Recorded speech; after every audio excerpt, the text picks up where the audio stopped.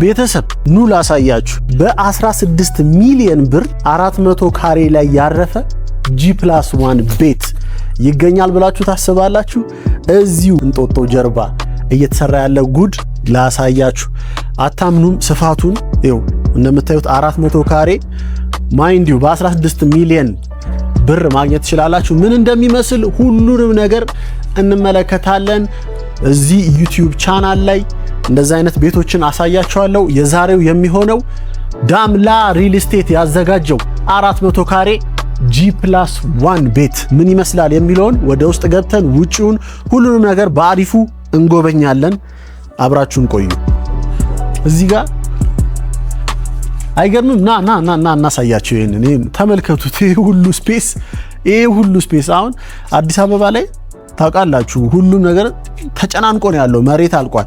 እዚህ ግን መሬት በሽ ነው እንደምትመለከቱት። ይሄ ሁሉ ስፔስ G+1 አልቋል። እዚህ ጋር ደግሞ ለሰርቪስ ቦታ አስቀርቶላችኋል። እዚህ ጋር እንደፈለጋችሁ ሰርቪሳችሁን በራሳችሁ ፍላጎት መገንባት ትችላላችሁ። ፊኒሺንጉ ይኸውላችሁ በደንብ ጥንቅቅ ብሎ ነው ያለቀው። ሲያልቅ ከፍታው ይሄን ይመስላል። ሰሞኑን ከተማችን ላይ ባለው ነጭ ቀለም ስታንዳርድ መሰረት ነው የተቀባው። ነጭ ቀለም ብዙ ጊዜ ላይክ ስፔሽስ የሆነ ኢንቫይሮንመንትን መፍጠር ይችላል። የሆነ ክፍት ያለ ኢንቫይሮንመንትን ለቀቅ ያለ ስፔስን መፍጠር ይችላል ነጭ ቀለም። ለዛ ነው እዚህ ጋር ግሪን ኤሪያም አለች። ከፈለጋችሁ አሳያችሁና ናኑ እየገባን ይሄ የሚነሳ ነው እንግዲህ አሁን ለሰራተኞች የተቀመጠ ነው። እንገባለን። እዚህ ጋር ታያላችሁ። ይሄ ከ2 ሜትር አካባቢ የሆነ ኮሪደር መግቢያ አለው ማለት ነው። ሶ ቬሪ ናይስ። እቺ ስፔስ ኢምፖርታንት ነች። ስትገቡ የመጀመሪያው ወደ ሳሎን መግቢያችሁ ይሄንን ይመስላል። ሶ ሳሎን ስትገቡ ይሄንን ስፔስ ታገኛላችሁ። እታያችኋለሁ ምን ያክል ትልቅ እንደሆነ። አንተ የሚገርም ነው ግን ትልቅነቱ በጣም አሪፍና ቀለል ተደርጎ ነው የሰራው። ይሄ ቅርጻ ቅርጽ ነገር ምናምን ቀርቷል። በዚህ ጊዜ ሞደርን የሆነ ዲዛይን፣ እንደዚህ ፕሌን የሆነ ዲዛይን አለ። መሬቱን ፊኒሺንጉ ነው ቆንጆ ሴራሚክ ተጠቅመው ነው ያለቀው። ማየት ትችላላችሁ። እንግዲህ ይሄ ዋና ሳሎኑ ነው። ይሄን ይመስላል። ይሄ ደግሞ ወርክ ስፔስ ነው። ወርኪንግ ስፔሳችሁ እዚህ ጋር ማድረግ ትችላላችሁ። ውጪ የተቆጣጠራችሁበት ውጪ እንቅስቃሴውን ሁሉም ነገር እያያችሁ። እቺ ወርኪንግ ስፔስ ነች። እኔ ብሆን ያው ቪዲዮ ኤዲት ማረግባት ምናምን ዩቲዩብን ቲክቶክን ምሰራባት ቦታ አረጋት ነበር። እናንተ ምንድነው የምታረጉት? ምርጫችሁን ንገሩን እስቲ። ከሳሎኑ ጋር የተያያዘ ኪችን አለ።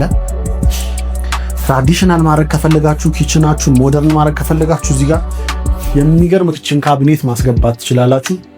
እቺ ስፔስ እንግዲህ እናቶች ለልጆቻችሁ በደንብ ኩክ የምታረጉበት የምትሰሩበት አሪፍ የሆነ ስፔስ ነው እና እቺ ቆንጆ ነው። እና ወደ ሰርቪሳችሁ መግባት ከፈለጋችሁ ይሄንን አቅጣጫ ተጠቀማላችሁ። ኋላ ላይ ራሳችሁ የምታሰሩበት ማለት ነው። እዚህ ጋር ስንመጣ ይሄም ግራውንድ ላይ ያለ መኝታ ነው። ስፔስ ስላለን ያው እንደፈለግን ማድረግ እንችላለን። ግራውንዱ ላይ ያለ ይሄ መኝታ ነው። ሶ ቆንጆ አይዲያ ነው ይሄ። ግራውንድ ላይ ለእንግዳ በተለይ ቶሎ ብሎ አርፎ ከናንተ 1-2 ቀን ቆይቶ ለሚሄድ ሰው መስጠት ትችላላችሁ እቺን ቦታ ማለት ነው። እና ለዚህ ቤድሩም ደግሞ እዚህ ጋር ባዝሩም አለው። ማይንድ ዩ ጋይስ ይሄ 400 ካሬ ላይ ያረፈ ቤት ነው። 16 ሚሊዮን ይባላል። እንድታምኑ ነው ማሳያችሁ። ወደ ላይ እንውጣ። እንደምታዩት ደረጃው ብርሃን በደንብ ይገባል። ሁሉም ቦታ ብርሃን አለ። ዋና ነገር ደግሞ እሱ ምንም አይነት የመጨለም የመጥበብ ስፔስ የማጠር ነገር አይታይም። ይሄኛው ከላይ ያለው ማስተር ቤድሩም ነው። እንደምትመለከቱት በደንብ በቂ የሆነ ስፔስ ያለው ማስተር ቤድሩም ነው። ለማስተር ቤድሩሙ ደግሞ በዚህ በኩል ባልከኒ አለው። ባልከኒ እዚህ ጋር ኢንጆይ የምታረጉበት ጧት ከዚሁ ቡናችሁን ሻያችሁን እየጠጣችሁ ይሄን መሰለ ምርጥ የእንጦጦ ቪው የምንቆመቆምበት ቦታ ነው ማለት ነው። ኦኬ ይሄኛው ለማስተር ቤድሩም ምን ይሆን ምርጥ የመሰለ የክሎዚት የልብስ መልበሻ ስፔስ። እንደ ድሮ ቁም ሳጥን ብቻ አይደለም፣ ቁም ሳጥኑ ራሱ ቤት አለው ለብቻው። እንደዛ ነው ዘመኑ ነው ጊዜው የደረሰበት ነው። ምንም ማድረግ አይቻልም። እንግዲህ የማስተር ቤድሩም ባዝሩም ደግሞ ይሄን ይመስላል። እንደፈለጋችሁ እዛ ጋር ከፈለጋችሁ ጃኩዚ ያስገብታችሁ መጠቀም እንድትችሉ ወይ ደግሞ ገንዳ፣ እሱ ውሳኔ ለእናንተ ተትቷል። በደንብ እሱን እንደፈለጋችሁ መጠቀም ትችላላችሁ። ሶ እዚች ጋር እቺ ኢምፖርታንት ሩም ነች። እቺ ፋሚሊ ሩም ነች። ፋሚሊ ከልጆቻችሁ ጋር የራሳችሁ ታይም የሚኖርበት ቦታ ነው። ከፈለጋችሁ የጸሎት እና የተለያዩ የራሳችሁ የሆነ ኢንቲሜት የሆነ ከፋሚሊያችሁ ጋር ጊዜ የምታሳልፉበት ለብቻ ቦታ ነው። ይሄ ቦታ ራሱ ምን አለው ማለት ነው? ባልከኒ አለው። የምታዩት ባልከኒ ያ አሪፍ ቪው ነው። በዚህ በኩል ይሄ ባልከኒ በቂ የሆነ በረንዳ ወጥቶለታል። ለዚህ ምሩ ወደ መጨረሻ ደግሞ የምናሳያችሁ ይሄ ከዚህ ከመሰለ ስፔሽስ የሆነ ኮሪደር ትመጡና የመጀመሪያው ቤድሩም የልጆች ሁለት አይነት ቤድሩም ነው ያለው። ሁለት ቤድሩም ነው የልጆች ያለው። አንደኛው ይሄ ነው። እዚህ ቤድሩም ላይ ለወንድ ልጅ ካላችሁ ይሄንን ብትሰጡት አሪፍ ነው። ለብቻው ቁም ሳጥን ክሎዚት ሩም ይኖረዋል ማለት ነው። ክሎዚት ሩም አለው ለብቻው። ኦኬ እሱን መጠቀም ትችላላችሁ። በጣም ትልቅ ነው ይሄ። ሌላ ቤት ቢሆን ማስተር ቤድሩም በሉት።